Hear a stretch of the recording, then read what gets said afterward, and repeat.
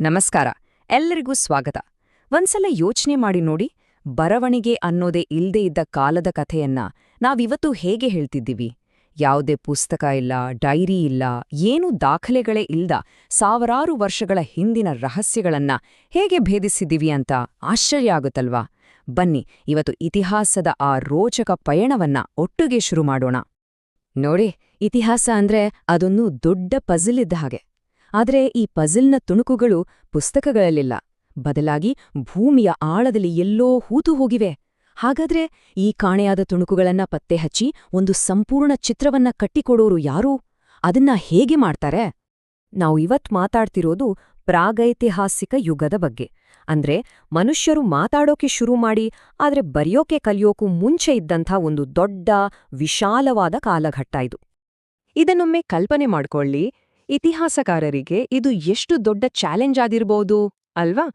ಯಾವುದೇ ಬರವಣಿಗೆಯ ದಾಖಲೆ ಇಲ್ಲದ ಆ ಕಾಲವನ್ನ ಅರ್ಥ ಮಾಡ್ಕೊಳ್ಳೋಕೆ ಅವರಿಗೆ ಬೇರೆ ತರದ ಸುಳಿವುಗಳು ಬೇಕೇ ಬೇಕಿತ್ತು. ಹಾಗಾದ್ರೆ ಆ ಸುಳಿವುಗಳು ಯಾವುವು? ಸರಿ, ಎಲ್ಲೇ ನೋಡಿ ಇತಿಹಾಸಕಾರರು ನಿಜವಾದ ಪತ್ತೇದಾರರಾಗೋದು. ಅವರ ಸುಳಿವುಗಳು ಕಾಗದದ ಮೇಲೆ ಸಿಗಲ್ಲ, ಬದಲಾಗಿ ಭೂಮಿಯ ಆಳದಲ್ಲಿ ಅಡಗಿ ಕೂತಿರುತ್ತೆ. ಈ ಮರೆತು ಹೋಗಿದ್ದ ಸಾಕ್ಷ್ಯಗಳನ್ನ ಹೆಕ್ಕಿ ತೆಗೆದು ಗತಕಾಲದ ಕಥೆಯನ್ನ ಜೋಡಿಸ್ತಾ ಹೋಗ್ತಾರೆ. ಇವನ್ನೇ ನಾವು ಐತಿಹಾಸಿಕ ಆಧಾರಗಳು ಅಂತ ಕರೆಯೋದು. ಇತಿಹಾಸಕಾರರು ಮುಖ್ಯವಾಗಿ ಎರಡು ರೀತಿಯ ಆಧಾರಗಳನ್ನು ಬಳಸ್ತಾರೆ. ಒಂದು, ಬರವಣಿಗೆಯಲ್ಲಿ ಸಿಗುವ ಸಾಕ್ಷಿಗಳು, ಅಂದ್ರೆ ನಮ್ಮ ಹಳೆಯ ಗ್ರಂಥಗಳು, ಬೇರೆ ದೇಶದಿಂದ ಬಂದ ಪ್ರವಾಸಿಗರು ಬರೆದಿಟ್ಟಿದ್ದು ಇವೆಲ್ಲ. ಇನ್ನೊಂದ್ ಕಡೆ ಭೂಮಿಯನ್ನ ಅಗೆದು ತೆಗೆದ ವಸ್ತುಗಳು, ಇದನ್ನೇ ಪುರಾತತ್ವ ಆಧಾರಗಳು ಅನ್ನೋದು. ಇವೆರಡೂ ಸೇರಿದಾಗ ನಮ್ಗೆ ಗತಕಾಲದ ಒಂದು ಸ್ಪಷ್ಟ ಚಿತ್ರಣ ಸಿಗೋಕೆ ಶುರುವಾಗುತ್ತೆ. ಈ ಪಟ್ಟಿಯನ್ನೊಮ್ಮೆ ನೋಡಿ, ಇಲ್ಲಿ ಸಾಹಿತ್ಯಿಕ ಮತ್ತು ಪುರಾತತ್ವ ಆಧಾರಗಳನ್ನ ಹೇಗೆ ವಿಂಗಡಿಸಲಾಗಿದೆ ಅಂತ ಗೊತ್ತಾಗತ್ತೆ. ನೋಡಿ, ಒಂದು ಕಡೆ ಪುರಾಣಗಳು, ಕೌಟಿಲ್ಯನ ಅರ್ಥಶಾಸ್ತ್ರದಂತಹ ಗ್ರಂಥಗಳು ನಮ್ಗೆ ಕಥೆಗಳನ್ನ ಹೇಳದ್ರ, ಇನ್ನೊಂದ್ ಕಡೆ ಅಶೋಕನ ಶಾಸನಗಳು, ಆಗಿನ ಕಾಲದ ನಾಣ್ಯಗಳು ಮತ್ತು ಸಣ್ಣ ಮಡಿಕೆಚೂರುಗಳು ಕೂಡ ಅಂದಿನ ಜೀವನದ ಬಗ್ಗೆ ಮೌನವಾಗಿಯೇ ಮಾತಾಡ್ತವೆ. ಪ್ರತಿಯೊಂದು ವಸ್ತುವು ಇತಿಹಾಸದ ಒಂದೊಂದು ತುಣುಕು ಇದ್ದ ಹಾಗೆ. ಸರಿ, ಈಗ ನಾವು ಒಂದು ನಿರ್ದಿಷ್ಟ ಕ್ಷಣದತ್ತ ಗಮನಹರಿಸೋಣ. ಭಾರತದ ಪ್ರಾಚೀನ ಇತಿಹಾಸದ ಬಗ್ಗೆ ನಮಗಿದ್ದ ತಿಳುವಳಿಕೆಯನ್ನೇ ಪೂರ್ತಿಯಾಗಿ ಬದಲಾಯಿಸಿಬಿಟ್ಟ ಒಂದು ಪ್ರಮುಖ ಆವಿಷ್ಕಾರದ ಕಥೆ ಇದು. 1863. ಇದೇನಿದು, ಸುಮ್ನೆ ಒಂದು ವರ್ಷದ ನಂಬರ್ ಅಂತ ಯೋಚನೆ ಮಾಡ್ತಿದ್ದೀರಾ? ಇಲ್ಲ, ಇದು ಭಾರತದ ಇತಿಹಾಸದ ಪುಟಗಳನ್ನೇ ಬದಲಿಸಿದ ಒಂದು ಮೈಲಿಗಲ್ಲು. ಈ ಕಥೆಯ ಹೀರೋನೇ ರಾಬರ್ಟ್ ಬ್ರೂಸ್ ಫುಟ್. ಇವರೊಬ್ಬ ಬ್ರಿಟಿಷ್ ಭೂಗರ್ಭಶಾಸ್ತ್ರಜ್ಞ. ಇವರು ಮಾಡಿದ ಒಂದು ಸಣ್ಣ ಸಂಶೋಧನೆ ನಮ್ಮ ಇತಿಹಾಸದ ಕಾಲಾವಧಿಯನ್ನೇ ಸಾವಿರಾರು ವರ್ಷಗಳಷ್ಟು ಹಿಂದಕ್ಕೆ ತಗೊಂಡ್ಹೋಯ್ತು. ಅದೇ 1863ರಲ್ಲಿ ಚೆನ್ನೈ ಹತ್ರ ಇರೋ ಪಲ್ಲಾವರಂ ಅನ್ನೋ ಜಾಗದಲ್ಲಿ ರಾಬರ್ಟ್ ಬ್ರೂಸ್ ಫೂಟ್ ಅವರಿಗೆ ಕೆಲವು ಕಲ್ಲಿನ ಉಪಕರಣಗಳು ಸಿಕ್ಕಿದ್ವು. ನೋಡೋಕೆ ತುಂಬಾ ಸರಳವಾಗಿದ್ರೂ ಅವು ಒಂದು ದೊಡ್ಡ ಸತ್ಯವನ್ನ ಇಡೀ ಜಗತ್ತಿಗೆ ಸಾರಿ ಹೇಳಿದ್ವು. ಏನಂದ್ರೆ, ಭಾರತದಲ್ಲಿ ಮನುಷ್ಯನ ವಾಸ ಲಕ್ಷಾಂತರ ವರ್ಷಗಳಷ್ಟು ಹಳೆಯದು ಅಂತ. ಈ ಒಂದೇ ಒಂದು ಸಂಶೋಧನೆಯಿಂದ ಅವರನ್ನ ಭಾರತದ ಪ್ರಾಗೈತಿಹಾಸಿಕ ಪಿತಾಮಹ ಅಂತಾನೆ ಕರೆಯಲಾಯಿತು.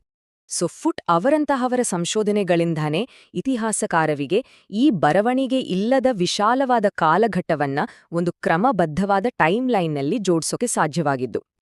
ಈ ರೇಖಾಚಿತ್ರವನ್ನೊಮ್ಮೆ ನೋಡಿ. ಇತಿಹಾಸವನ್ನ ಮೂಲಭೂತವಾಗಿ ಎರಡು ಭಾಗಗಳಾಗಿ ವಿಂಗಡಿಸಲಾಗಿದೆ. ಒಂದು ಪ್ರಾಗೈತಿಹಾಸಿಕ, ಅಂದ್ರೆ ಬರವಣಿಗೆ ಬರೋಕೂ ಹಿಂದಿನ ಕಾಲ. ಮತ್ತೊಂದು ಐತಿಹಾಸಿಕ, ಅಂದ್ರೆ ಯಾವಾಗ ಬರವಣಿಗೆಯ ಆಧಾರಗಳು ಸಿಗೋಕೆ ಶುರುವಾದ್ವೋ ಆ ಕಾಲ. ಈ ದೊಡ್ಡ ಯುಗವನ್ನ ನಾವು ಸುಲಭವಾಗಿ ಅರ್ಥ ಮಾಡ್ಕೊಳ್ಳೋಕೆ ಮೂರು ಪ್ರಮುಖ ಹಂತಗಳಾಗಿ ವಿಂಗಡಿಸಲಾಗಿದೆ. ಮೊದಲನೇಗೆ ಶಿಲಾಯುಗ. ಈ ಕಾಲದಲ್ಲಿ ಕಲ್ಲೇ ಮನುಷ್ಯನ ಬದುಕಿನ ಮುಖ್ಯ ಆಧಾರವಾಗಿತ್ತು. ಅದಾದ್ಮೇಲೆ ಬಂದಿದ್ದು ಕಂಚಿನ ಯುಗ. ಲೋಹದ ಆವಿಷ್ಕಾರದಿಂದ ಒಂದು ರೀತಿಯ ಕ್ರಾಂತಿಯನ್ನೇ ತಂದ ಕಾಲವಿದು. ಮತ್ತು ಕೊನೆಗೆ ಕಬ್ಬಿಣದ ಯುಗ. ಇದ್ರಲ್ಲಿ ಗಟ್ಟಿಯಾದ ಉಪಕರಣಗಳು ಬಂದು ದೊಡ್ಡ ದೊಡ್ಡ ಸಾಮ್ರಾಜ್ಯಗಳು ಹುಟ್ಟಿಕೊಂಡವು. ಹಾಗಾದ್ರೆ ಇತಿಹಾಸದ ಇಷ್ಟೊಂದು ಆಳಕ್ಕೆ ಇಳಿದು ನಾವು ಕಲಿತ ಪ್ರಮುಖ ಪಾಠಗಳೇನು? ಬನ್ನಿ ಒಮ್ಮೆ ಎಲ್ಲವನ್ನೂ ಮೆಲುಕಾಕೋಣ. ಹಾಗಾದ್ರೆ ನಾವು ಕಲಿತಿದ್ದೇನು? ಮೊದಲನೇದಾಗಿ, ಲಿಖಿತ ದಾಖಲೆಗಳಿಲ್ಲದ ಇತಿಹಾಸವನ್ನ ಪುರಾತತ್ವ ಆಧಾರಗಳಿಂದ ಪುನರ್ರಚಿಸಲಾಗುತ್ತೆ. ಎರಡನೇದಾಗಿ, ಈ ಆಧಾರಗಳಲ್ಲಿ ಸಾಹಿತ್ಯಿಕ ಮತ್ತು ಪುರಾತತ್ವ ಅಂತ ಎರಡು ವಿಧಗಳಿವೆ. ಮೂರನೇದು, ರಾಬರ್ಟ್ ಬ್ರೂಸ್ ಫೂಟ್ ಅವರ 1863ರ ಸಂಶೋಧನೆ ಒಂದು ದೊಡ್ಡ ಟರ್ನಿಂಗ್ ಪಾಯಿಂಟ್ ಆಯಿತು. ಮತ್ತು ಕೊನೆಯದಾಗಿ, ಈ ವಿಶಾಲವಾದ ಪೂರ್ವ ಇತಿಹಾಸ ಕಾಲವನ್ನ ಶಿಲಾಯುಗ, ಕಂಚಿನ ಯುಗ ಮತ್ತು ಕಬ್ಬಿಣದ ಯುಗ ಅಂತ ವಿಂಗಡಿಸಲಾಗಿದೆ. ಹಾಗಾದ್ರೆ ಕೊನೆಗೊಂದು ಪ್ರಶ್ನೆ. ಭೂಮಿಯ ಆಳದಲ್ಲಿ ಇನ್ನೂ ಪತ್ತೆಯಾಗಲು ಕಾಯುತ್ತಿರುವ ನಮ್ಮ ಗತಕಾಲದ ಇನ್ನೆಂತಹ ರಹಸ್ಯಗಳು ಅಡಗಿರಬಹುದು? ಇದ್ರ ಬಗ್ಗೆ ಯೋಚನೆ ಮಾಡಿ ನೋಡಿ. ಮುಂದಿನ ವಿಶ್ಲೇಷಣೆಯೊಂದಿಗೆ ಮತ್ತೆ ಭೇಟಿಯಾಗೋಣ.